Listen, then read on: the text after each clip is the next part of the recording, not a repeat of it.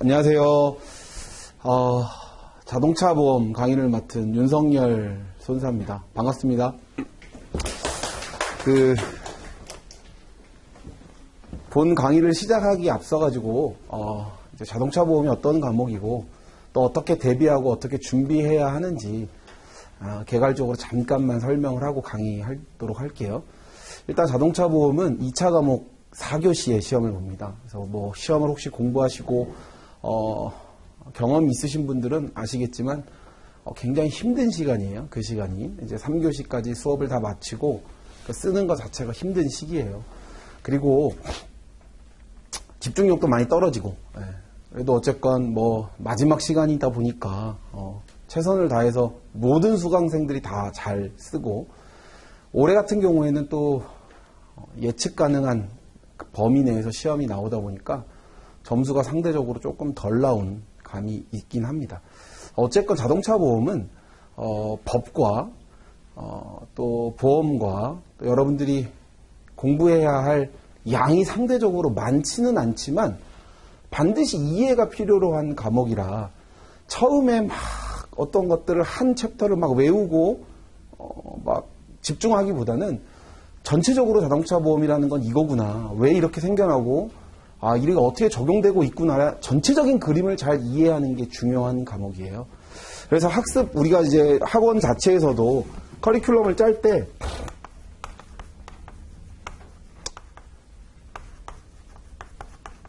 자동차 보험뿐만 아니라 다른 과목도 11월부터 하지만, 특히나 자동차 보험은 나중에 암기하는 것보다 일단 지금 이해되는 게 가장 우선이에요. 그래서 지금 이제 시작하는 11월 달에는 반드시 자동차 보험을 조금 빨리 많이 진도를 빼놓으시는 게 좋을 거예요. 그렇다고 막 뭘 외우라는 게 아니고요. 자동차 보험 이런 거구나. 이제 재밌을 거예요. 이제 저랑 같이 공부하면. 이런 거구나. 이해 위주의 수업과 저는 철저하게 예습을 하지 말라 그래요. 특히 자동차 보험 뭐 읽어봐도 몰라요, 여러분들. 예습하지 마시고 철저하게 복습 위주의 수업을 하시고요. 아마 지금 오프라인으로 수업 듣는 분들, 온라인으로 들으시는 분들은 뭐 마찬가지겠지만 몇 번 학원에서 열어주는 그 시간대가 있죠. 그래서 복습을 충분히 하시고요. 자동차 보험은 참 이상한 과목이에요. 들으면 좀 이해가 가는데요. 혼자 뭔가 보고 풀려 그러면 뭔 말이야 이래요. 왜 그럴까요? 저도 모르겠어요. 이제 그거를 여러분들과 폭을 줄여가야 되니까 처음에는 조금 어려울 수 있지만 어느 정도 수준에 도달하면 제일 재밌고 학습량이 여러분들에게 마지막에 2차 과목에 외워야 할 분량은 자동차 보험이 상대적으로 제일 적을 거예요. 어느 정도 공부하신 분들은. 근데 처음에 언덕을 올라가는 과정이 굉장히 힘든 과목이에요. 특히 지금 뭐 실무하시는 분들도 학생분들도 마찬가지겠지만 자동차 보험 실무하시지 않는 분들은 특히 장기보험 쪽 계신 분들은 이거 도대체 무슨 말이야 이래요. 왜냐? 법률적인 부분들을 다뤄야 되는데 그 부분들이 조금 어렵거든요. 이해하기도 어렵고. 그 부분들에 대한 시간 할애가 반드시 필요한 과목이다. 논란도 많이 되는 과목이에요. 해석에 있어서의 차이도 분명히 존재하거든요. 어떤 강사는 이렇게 해석하기도 하고요. 어떤 강사는 이렇게 해석하기도 해요. 저는 좀 이렇게 표현하면 그런가요? 줏대가 별로 없어요. 두 가지 경우를 다 잘 설명해 줄 거니까요. 여러분들이 어떻게 학습할지 제가 최대한 지름길로 안내해 드릴게요. 자동차 보험을 어려워하는 첫 번째, 아까 얘기했듯 법령에 대한 부분들이 이해가 안 돼 있기 때문에요. 기초가 튼튼하지 않은데 위에 막 쌓아놓은 가분수 그냥 후룩 무너지잖아요. 이 밑에 단계의 초석을 잘 해놔야 돼요. 그 부분들을 저랑 공부를 하게 되면 한 10주에 걸쳐서 앞부분 법령, 자동차 보험 얘기 하나도 안 할 거예요. 자동차 보험과 관련된 자백법과 민법에 대한 내용들을 쭉 다 공부할 거고요. 그 뒤에 자동차 보험을 얹으면 돼요, 보험을. 그게 안 되면 사실 와르르 무너져요. 조금만 다른 문제가 나와도 헷갈리고 기본이 안 돼 있으면 그렇다는 거죠. 그래서 복습 위주의 수업을 철저하게 하시고 그냥 강사 믿으세요. 복습 X가 아니지. 복습은 무조건 복습 위주의 수업 하시고 강사를 믿으세요. 저 믿고 따라오시고 시간 이제 좀 알려드릴게요. 작년에 합격하신 분들 보니까 평일에 근무하시는 분들도 많잖아요. 직장에 여기 계시는 분들도 많이 계실 거고 보통 퇴근 이후에 공부들을 많이 하시더라고요. 또 아니면 전업수험생들은 말할 것도 없고요. 전업수험생들은 그 스톱워치 공부 순 잔량으로 한 10시간씩 찍으셔야 돼요. 예. 이렇게 얘기하면 갑자기. 예. 아, 진짜로 그렇게 공부하시더라고요. 이제 직장인 기준으로만 따져도, 직장인 기준으로만 얘기를 하면 퇴근 이후에 한 2시간, 3시간 정도는 강의들을 들으시고, 이제 마지막에는 뭐 더 열심히 하시겠지만, 지금 기준에서 퇴근, 뭐 일을 하셔야 되는 분들은 오늘 만약에 수업을 들으셨다, 그러면 주말에 또는 뭐 퇴근, 수업 없는 날은 한 2시간, 3시간 정도 공부하시고, 주말을 절대적으로 활용해야죠. 주말에 10시간. 저도 약간 그랬던 것 같은데요. 주말을 잘 활용하셔야 돼요. 강의가 있는 시간들 빼고 이제는 뭐 거의 절대적인 시간들을 여기 할애해야죠. 친구들 약속 있으면 이제 내년 2022년도 약속은 그냥 삭제. 나 죽었다 카톡에다가 연락 금지 이렇게 써놓으세요. 얘기는 뭐냐면 이렇게 안 하고 집중해서 하지 말고 이 시험은요 철저하게 한 해에 끝내야 돼요.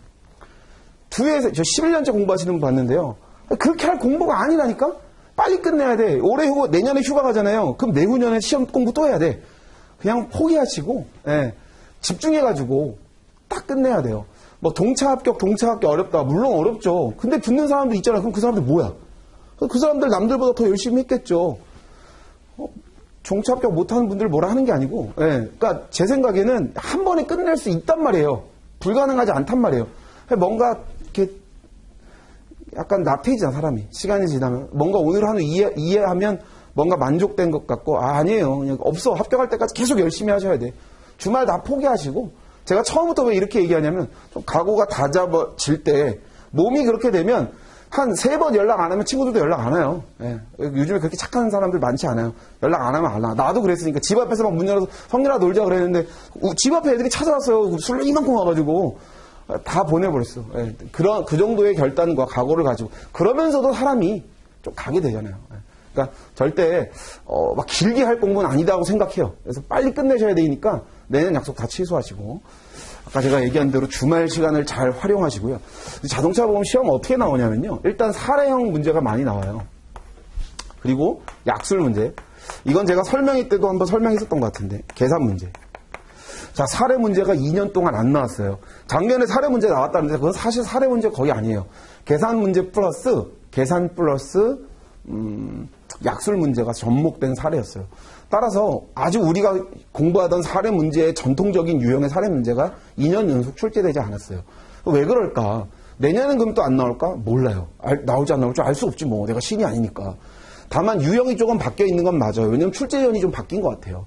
출제연이 바뀌다 보니까 사례 문제가 아닌 약술 위주의 문제들이 출제되는데 보통 한 2, 3년 단위로 출제연들이 변경되는데요. 또 바뀔지 아니 그분이 그대로 들어갈지 알 수 없어요. 그래서 여러분들은 사례 위주의 수업을 준비해야 돼요.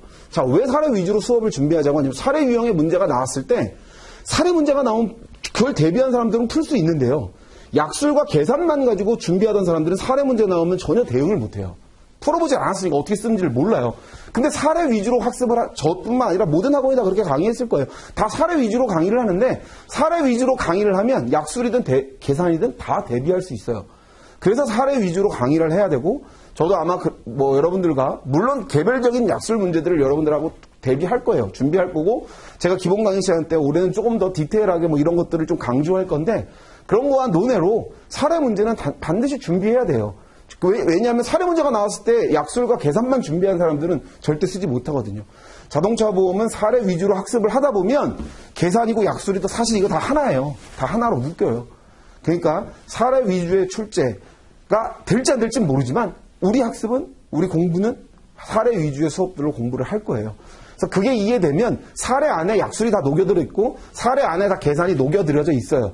그러니까 사례 위주로 학습을 해야 됩니다. 보통 약술 문제들은 어디서 많이 출제가 되냐면 우리가 오늘 공부할 거예요. 이제 법령과 관련된 문제 그리고 약관. 작년에 약관이 바뀌면서 대규모 약술이 여기서 다 나왔어요. 모든 과목이 마찬가지겠지만 자동차 보험뿐만 아니에요. 산보험 뭐 다 약관이 중요하죠. 자동차 보험 약관. 그런데 여러분들이 올해 꼭 제가 막 내년 약속 다 취소하라고 한 이유가 약관이 내후년에 바뀌어요. 그러니까 지금 현행 기준의 약관들을 적용시키는 건 여러분들이 내년 시험이 마지막이야.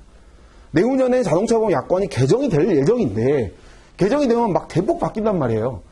나중에 바뀌면, 약관이 바뀌면 뭐 아니에요. 여러분들 준비할 게 많아져요.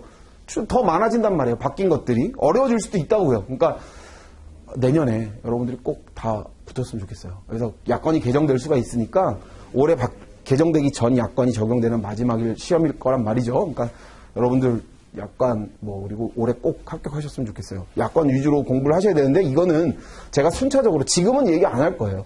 여러분들도 다 뒤에 가면 약관이 나올 건데요. 그때 공부하면 되고요. 계산은 산수예요, 산수.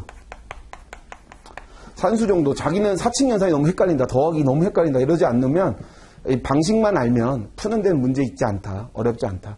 그래서 저는 자동차 보험이 전통적으로 점수가 짜다 이런 얘기 많이 해요. 실제로 이번에 합격 점수를 보면 자동차 보험 점수가 짠데요. 왜 짤까요? 답안을 출제자 의도에 맞지 않게 썼을 수도 있고요. 저는 제 개인적으로는 다 잘 써요. 대부분. 모든 학원이 예측하고 강조하고 모의고사 때 풀은 문제들이 많이 출제됐거든요. 예. 그리고 전통적으로 저 시험 볼 때도 그랬어요. 자동차 보험 점수 늘 잘 안 줬었어요. 상대적으로 조금 낮게 깔려 있었어요. 그러니까 너무 점수가 안 나온다 부담 가지 마시고요. 합격하신 분들은 낮은 점수로도 다 합격했어요. 그러니까 합격설에 이를 수 있다. 그러니까 너무 부담 갖지 마시고 저랑 같이 1년 동안 자동차 보험 저랑 계속 볼 텐데 시험 전까지 한 스텝 한 스텝 제가 하자는 대로 수기에 그런 말 많잖아요. 하라는 대로만 했다고. 하라는 대로만 하시면 돼요. 만약에 하라는 대로 안 돼서 떨어졌다면 나중에 저한테 할 말 있잖아. 그쵸? 예. 그래서 저랑 같이 제가 하자는 대로 잘 따라와 주셨으면 좋겠습니다. 자동차 보험 강의는 한 30강 정도 할 거예요. 혹시 제가 모자라면 보강을 할 거고요. 교재를 좀 많이 수정을 했는데 혹시 또 잘못된 부분들이 있거나 제가 추가로 여러분들에게 나눠줘야 될 자료들이 있으면 제가 학습 게시판이나 이런 데를 통해 가지고 자료를 제공해 드리도록 할게요. 그리고 오늘 제가 숙제를 하나 드릴게요. 이번 주 다음 주까지. 이제 자동차 보험 아직 약관을 공부할 건 아니지만 집에 지나가다가 눈에 보이는 대리점 하나 보이면요. 그 대리점에 가서 자동차 보험 약관 하나 주세요 하고 한번 받아보세요. 이거 숙제. 없으면 홈페이지 가면 공시실 가면 자동차 보험 약관 PDF 파일로 다 있거든요. 삼성화재, 현대해상, KB 다 있어요. 근데 제가 생각할 때 이렇게 책자로 들고 다니는 게 좋잖아요. 탭 같은 거 패드 같은 거 보시는 분들은 여기 담아서 약관 보셔도 되는데 그냥 종이 책자가 좋아요. 하나 들고 다니면서 보기 좋거든요. 제 개인적으로는 KB나 현대해상 약관이 보기가 좋아요. 가독성이. 그러니까 그거 하나 달라 그러시면 돼요. 작년에는 우리 현대해상 다니시는 분이 오셔가지고 약관을 다 나눠주셨는데 올해는 그런 분이 안 계실 것 같으니까 그 숙제예요. 혹시 제가 좀 구해올 수 있으면 몇 개는 구해와서 다음 주에 선착순 몇 명은 줄 수 있는데 이렇게 많은 인원을 다 줄 수는 없으니까 집에 가다가 하나 받아서 약관은 꼭 들고 다니면서 이제 학습하셔야 되거든요. 지금은 안 하겠지만 이제 다음 넘어가면서부터는 필요하니까 그렇게 하시고요. 자, 일단 이어서 그 자동차 보험을 개괄적으로 설명을 좀 해드려야 되니까 제가 이 그림을 한 7, 8년째 계속 그리고 있는데 되게 좋은 그림 같아서 제가 자동차 하나 그림 그릴게요. 이 초록색 판이야. 전기차라고 하죠. 테슬라. 테슬라. 아무튼 자, 사람 자, 운전을 해요. 핸들을 잡고. 근데 운전을 하고 가는데 얘가 부주의해서 이 백화점이라고 합시다. 이렇게 현대백화점. 쾅 사고가 나요. 그리고 사고가 나면서 여기 유리가 다 깨져요. 판에 유리가 다 깨져요. 그래서 이 다리가 유리가 깨지는 것뿐만 아니라 여기 입구에 들어가던 이쁜 아가씨도 다쳐요. 이분도. 으악 다쳐. 그런데 얘만 다치는 게 아니라 이 전기차도 터져요. 막 꽝 해가지고 막 연기 뿜어. 얘도 막 차도 망가져. 얘만 망가진 게 아니라 막 밀려가지고 얘 다리도 막 다쳐요. 자, 우리가 지금 공부하는 자동차 보험의 내용이 다 들어있어요. 자, 여러분들 공부하는 책 교재 앞에 보면 우리 자동차 보험의 과목명이 뭐냐면 자동차 보험 대인 실무 및 자기 신체 사고예요. 자동차 보험 이론 및 실무, 자동차 보험 실무, 대인 배상 및 가로 열고 대인 배상 및 자기 신체 사고 이렇게 돼 있거든요. 자, 그러면 봐봐요. 여기에서 여러분들이 이제 알고 있는 내용들이 다 나올 거예요. 자, 얘가 차 다쳤어요. 얘가 운전하던 얘가 보험을 들어요. S화재라고 합시다. 자, 보험 들 때 뭐 얻으냐면 우리는 일단 남을 다치게 했을 때 발생하는 대인배상이라는 담보를 들어요. 그리고 내가 다쳤을 때 드는 자기 신체 사고도 들어요. 자, 그럼 여기서 일단 이 백화점 이 수리해줘야 될 거 아니에요? 이걸 뭐라 그러냐면 대물이라 그래요. 그리고 내 차도 망가지잖아요. 그죠? 테슬라 비싸잖아. 어제 전기차 폭발했어. 내 차, 자기 차량. 자, 이건 우리가 공부할 대상 아니에요. 그죠? 자, 우리는 뭐 공부하냐면 얘가 운전하다가 얘를 다치게 하잖아요. 이 다치게 하는 대인, 이 대면하다 이거예요. 대인. 사람을 상대하는 거예요. 사람을 물어줘야 될 문제, 대인. 그리고 나 다치잖아요. 내가 다치거든요. 자기 신체 사고라고 하는 자기 신체. 자, 요거 공부하는 거예요. 대인 배상과 자기 신체 사고. 자, 그럼 결국 뭐예요? 자동차와 관련돼서 남을 다치게 하거나 내가 다쳤을 때를 공부한다고요. 자, 뭐가 더 중요할까요? 시험에 뭐 많이 나오게요? 둘 다 똑같이 많이 나와요. 예전에는 면부책만 따질 때는 이게 많이 나왔는데요. 이제 뭐 굳이 그렇지도 않아요. 이것도 많이 나와요. 자, 그럼 우리가 오늘 뭘 공부할 거냐면 얘를 다치게 하잖아요. 이건 여러분들 많이 들어봤을 거예요. 이거 배상한다 그래요. 배상. 자, 우리 이거 공부할 거고요. 얘는 배상한다 그래요. 물어줘야 된단 말이에요. 손해배상 이런 말 들어봤죠? 자, 이거 우리 뒤에 이제 다음 시간에 공부할 거라고요. 손해배상, 남 다치게 했을 때 물어줘야 되는 거. 우리 그 법에 규정하고 있다고요. 민법에 규정하고 있고 오늘 공부할 자배법에도 그 내용을 규정하고 있어요. 자, 물어줘야 될 거를 공부할 거예요. 얘가 얘한테 물어줘야 되잖아. 근데 얘 보험 가입할 때 어떻게 가입했냐면 얘한테 S화재 그냥 삼성이나 하지 몰라. 어쨌건 요 보험회사에 보험 가입할 때 나 얘 다치게 해서 물어주거나 또는 내가 다쳤을 때 보상받는 것들로 보험을 가입해요. 이 보상을 한다는 게 보상. 배상과 이제 보상을 조금 설명하면 얘는 불법에 위법한 행위에 대한 물어줌이에요. 이거는 보상은 적법한 행위로 물어줘요. 보험회사가 뭔 잘못했어요 얘한테? 잘못한 거 없어. 물어주는 단계. 보상해준다고요. 적법한 행위들을. 그럼 우리가 이제 생각하는 기준으로는 원래 절차대로 하면 얘가 얘한테 책임을 지죠. 그리고 너한테 물어준 다음에 보험회사한테 청구하는 거예요. 근데 우리 지금 현재 구조는 어떻게 돼요? 그냥 얘가 얘한테 바로 보상하잖아요. 그쵸? 얘가 관계 생략하고. 자, 근데 이제 왜 이렇게 되는지를 우리 이제 구체적으로 공부하게 될 거라고요. 자, 이게 보상하는 거라고, 보상. 그러면 우리가 지금 공부하고 있는, 지금 공부하려고 하는 요 대인배상.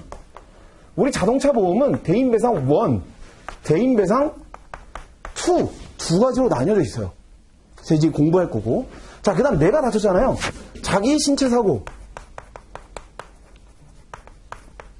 그 다음, 얘가 보험 가입 안 돼 있거나, 얘가 보험 가입이 지금 우리 대인배상으로 돼 있다고 했지만, 보험이 없는 차에 대해서 내가 다쳤을 수도 있어요. 그걸 이제 무보험 자동차 상해라고 하는데, 무보험 자동차 상해. 자, 각각의 각 담보, 우리가 이제 공부할 담보 요거 4개거든요? 요 4개의 담보를 계속 공부할 건데, 이 각각의 담보마다 보상하는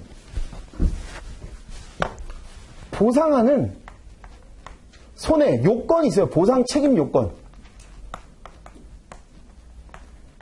자, 대인배상 1, 대인배상 2, 자기신체 사고, 무보험 자동차 상해마다 우리 자동차 보험 약관에는 얘네들은 어떨 때 우리가 보상합니다라는 약관의 규정들을 두고 있다고요.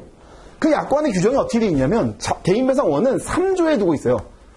뭐라고 되어 있냐면 보험회사는 지금 제가 좀 어려워도 이해를 하세요. 이 부분을 제가 뭘 끄집어내려고 설명하는 거니까. 대인배상 1은 보험회사는 피보험자가 피보험 자동차, 제가 피차라고 쓸게요. 피보험 자동차에 의한 운행으로 다른 사람을 죽게 하거나 다치게 사상한 경우에 그로 인한 자배법상 적지 마요. 다 있으니까. 자배법상 책임을 짐으로써 입은 손해를 보상합니다. 이렇게 돼 있어요. 보험회사가 배상합니다. 이렇게 안 하죠. 아까 보험사는 어떻게 하는 거예요? 보상해 주는 거예요. 자, 그러면 누구의 책임을 보상하냐면 얘가 지는 자배법상의 책임을 얘가 얘에게 지는 자배법상의 책임을 보험사가 보상해 주는 게 대인배상 1이에요. 그리고 대인배상 2는 뭐라고 되어 있냐면 그 다음에 대인배상 1의 보상 책임 이런 경우에 보험회사가 보상할 거예요 라고 하는 거예요. 그리고 5조에 우리가 주지 않아요 라고 하는 면책 사유가 있어요. 자, 뭐냐면 고의 사고. 이렇게 사고가 났다 그래도 고의는 우리 돈 안 줄 거예요. 자, 결국 보험회사는 이런 경우에 돈 줄 거고요. 이런 경우에 돈 안 줄 거예요. 라는 것들을 약관에 명시를 해놨다고요. 이해가요? 무슨 말인지? 그래서 대인배상원은 피보험자가 이걸 하나씩 공부할 거예요. 이런 경우에 우리는 돈 줍니다. 하지만 이 경우에는 돈 안 줘요. 이렇게 돼 있고 6조, 대인배상 2는 6조에 규정하고 있어요. 근데 여긴 내용을 조금 달리해요. 피보험자가 피보험 자동차의 소유, 사용, 관리 중 사고로 다른 사람을, 타인을 사상하게 한 경우 법률상 손해배상 책임을 짐으로써 입은 손해를 여기도 보상합니다. 이렇게 돼 있어요. 즉 얘가 얘한테 법률상 책임을 지면 그로 인해서 생겨난 손해들을 보험사가 보상해주겠다 이거예요. 대인배상 2는. 자, 이걸 하나하나 설명할 거고 6조에 돼 있고 8조에 똑같이 면책사유들을 두고 있어요. 자기 신체사고도 똑같아요. 자기 신체사고도 보상하는 손해가 있고요. 면책사유가 있고 무보험자동차상에도 보상하는 손해가 있고 면책사유가 있어요. 요 약간의 요건들은 자기 신체사고 무보험자동차상에 공부하면서 공부하고 자, 우리가 이제 뭘 끄집어낼 거냐면 대인배상에서 자, 아까 제가 얘기했잖아. 얘가 얘한테 물어줘야 될 배상해야 될 책임이 있는 거예요. 그 배상해야 될 책임이 지금 대인배상 1과 2는 구분돼 있죠. 대인배상 1은 자배법상의 책임. 자배법 플레임이 뭐냐면 자동차 손해 배상 보장법이에요. 자, 우린 줄여서 이걸 이제 자배법 할 거예요. 자, 여러분들이 이제 답안 쓸 때 자배법 이렇게 써도 돼요. 이거는 통용되니까 다 줄여서 써요. 이렇게 자배법. 그런데 이제 여러분들 뭐 공부하신 분들 아시겠지만 김영피 보험자를 뭐 깊이 이렇게 쓰면 안 돼. 그때는 풀네임을 다 써야 되는데 자동차 손해배상 보장법 풀네임 안 써도 돼요. 그냥 자배법 이렇게 써도 돼. 자, 이해가죠? 자, 그럼 대인배상 2는 뭐라고 돼 있냐면 민법, 정확하게는 법률상 손해배상 돼 있잖아요. 이 법률상 손해배상에 자배법과 민법이 들어가요. 자, 그러면 얘가 얘한테 지는 책임은 자배법상 책임이거나 민법상 책임이 생겨나요. 자, 우리 지금 제가 왜 처음부터 이렇게 어려운 얘기를 꺼내냐? 보상 책임에 대한 내용들 무슨 보지도 않았는데 이 얘기를 꺼내냐? 이게 시작이에요. 이걸 끄집어내야 돼. 자, 자배법상의 책임이 져야 보험사가 주는 거예요. 자, 보험사가 돈 주려면, 자, 대인배상. 일단, 나 다친 거 말고, 우리 나 다칠 건 뒤에 배울 거거든요. 나 다치고, 내가 다쳐가지고 보상받는 그 단계 말고, 내가 남한테 물어줘야 될 대인배상의 단계에서의 첫 번째는, 요 책임들이 생겨난 손해들을 물어주는 거예요, 보험사가. 내가 여러분들에게 운전하다가 사고를 내요. 피해자가 됐다고요. 그 피해자한테 내가 무슨 책임을 지냐? 자배법 또는 민법의 책임을 지게 될 텐데, 이 책임을 보험사가 담보해 주는 거예요. 자, 우리 자동차 보험은 책임보험이에요. 책임보험은 아까 지금 제가 얘기한 것처럼 내가 얘한테 배상 책임보험이 내가 얘한테 물어줘야 될 책임이 있는데 그 책임을 보험사가 물어준다고요. 이해가요? 무슨 말인지? 자, 그래서 우리는 이걸 먼저 공부할 거예요. 자배법 그리고 민법을 먼저 공부할 거예요. 그래서 민법에 대한 내용들을 먼저 공부할 건데 그 전에 일단 제가 이렇게 지금 다 나열해서 썼잖아요. 지금 여러분들이 오늘 꼭 외웠으면 하는 것.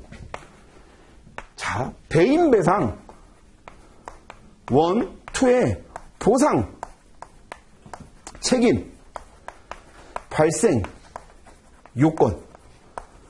요거는 교재에 보면 뒤에 나와 있는데 페이지가 정확하게 모르겠다. 그거 내가 설명해 줄게요. 그냥 외워요, 이거. 쓸 수 있으면 써요. 이거 써도 돼.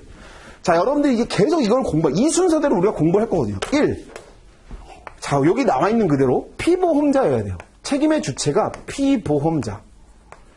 자, 여러분들 1차도 공부하신 분도 지금 아직 없으실 수도 있고, 지금 아직 계약부수 만드신 분들 이 피보험자가 뭐야? 이렇게 얘기하면 제가 지금 시간에, 이 2차 과목에 이걸 설명하기 너무 어렵고요. 네, 피보험자. 네, 우리 책임보험에서의 피보험자는 돈 물어줄 자, 이렇게 하면 돼요. 돈 물어줄 자가 책임의 주체가 되는 사람이 피보험자여야 돼요. 피보험자에 해당할 것. 두 번째, 대인배상원은 피보험 자동차의 운행으로 사고가 나야 돼요.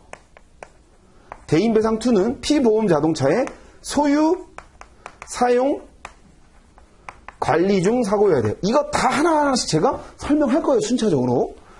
자, 세 번째, 누가 다쳐야 되냐면 다른 사람이 다쳐야 돼요. 나 말고 얘가 다쳐야 된다고요. 다른 사람이 사상할 것, 죽거나 다쳐야 된다고. 자, 그 다음에 대인배상원은 그래서 자배법상의 책임을 질 것, 자배법상 손해배상 책임을 질 것. 대인배상 2는 법률상 책임을 질 것. 법률상 책임을 질 것. 그리고 두 개의 공통적으로 면책사유가 존재하지 않을 것. 면책사유는 보험사가 돈 안 주는 걸 말하는 거예요. 자, 그러면 이 요건이 성립되면 보험회사가 돈 준다는 거예요. 물어주겠다는 거예요. 자, 이 요건을 성립시켜야 되는 거지. 그러면 강의도 이 순서대로 하면 되는 거 아닙니까? 라고 말할 수 있어요. 오케이, 이 순서대로 한다 그러면 얘 다친 애가 피보험자인지 아닌지, 다치게 한 사람이, 그럼 우리 이 그림을 가지고 한번 설명해 볼까요? 얘가 피보험자인지 아닌지를 따져야 되고, 이 차가 피보험 자동차여야 되고, 이 피보험 자동차의 운행 또는 이 피보험 자동차가 사용되거나 관리되거나 소유된 상태에서 사고가 나야 되고, 그리고 다른 사람이 다쳐야 되고, 얘가 얘한테 법률상으로 책임을 져야 되고, 그리고 얘의 무슨 고의라든가 이런 면책사유가 존재하지 않은 보험자가 돈 주겠다는 거거든요. 물어주겠다 이거예요. 자, 이 순서대로 공부해야 되는데 그럼 헷갈려. 뭐부터 시작하냐면 첫 번째는 얘가 얘한테 책임을 지는 것부터 시작하는 거예요. 자, 그럼 결론적으로 우리는 뭐부터 공부할 거냐면 요거부터 공부할 거예요. 자, 이 부분에 엄청 많은 부분들을 할애할 거예요. 다다음 주까지 아마 이 부분만 공부할 거예요. 법률상 책임이 존재해야 되는 거지. 법률상 책임이 존재하는 것들부터 우리가 끄집어내서 공부를 할 거라고. 이해가요? 무슨 말인지? 어려워요? 지금 이거 말한 거? 마스크를 쓰고 있어가지고 여러분들이 네 하나 절대 안 들려요. 뭔가 이해가 됐다 그러면 눈을 두 번 깜빡깜빡 거리던가 아니면 고개를 이렇게 끄덕이면 훨씬 좋아요. 지금 제가 뭘 하려는지 알겠어요? 자, 그럼 우린 뭐 공부하려면 얘가 얘한테 지는 요거부터 공부할 거예요. 요거부터. 그럼 얘가 얘한테 지는 책임 우리 지금 약간 힌트를 알았지. 뭐 민법 또는 자배법을 공부할 거예요. 그럼 뭐부터 공부할까요? 민법부터 공부해야 돼요. 자, 우리가 공부하게 될 민법은 많지 않아요. 여러분들이 공부하게 될 민법은 많지 않아요. 자, 우리 자동차 보험 기준으로만 여러분들이 이해해야 할 공법들. 불법행위법이라고 우리가 흔히 말하거든요. 혹시 법대 나오신 분들은 들어보셨을 수도 있고요. 일반 불법행위법, 민법 750조에 규정하고 있고요. 그거와 관련된 우리 이제 공부하는, 우리 자동차 보험에서 나오는 거는 총 몇 개 안 돼요. 756조 사용자 책임, 그리고 757조 도급인의 책임, 760조 공동불법행위. 요 4개의 민법만 이해하면 돼. 나머지는 뭐 보지 않아도 돼요. 근데 이 부분은 여러분들이 이제 뒤에 저 말고 다른 선생님하고 공부하게 될 책임근제하고 앞부분이 굉장히 많이 겹쳐요. 왜? 책임근제도 책임보험이에요. 책임보험. 똑같아요. 법리 자체가 배상책임보험 자체에 대한 요 지금 앞부분은 비슷할 거예요. 근데 저는 자동차로 사례 들 거고, 선생님은 뭐 다른 걸로 들겠죠. 자, 그래서 우리 요거에 대한 이제 시작을 우리가 이제 하는 거예요.